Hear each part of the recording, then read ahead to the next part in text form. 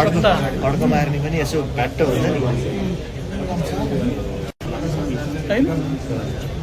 सुनार दिदी चाहिँ दुईचोटि ससुराली पुगेको अरू बेला कति हिसाबै राखेको छैन सालमा के भन्छ साक्ने के भन्छ त्यही त तँ मात्रै हेरेँ त्यो होइन जस्तो त्यो हामीले पनि पहिला पहिला लाएको थियो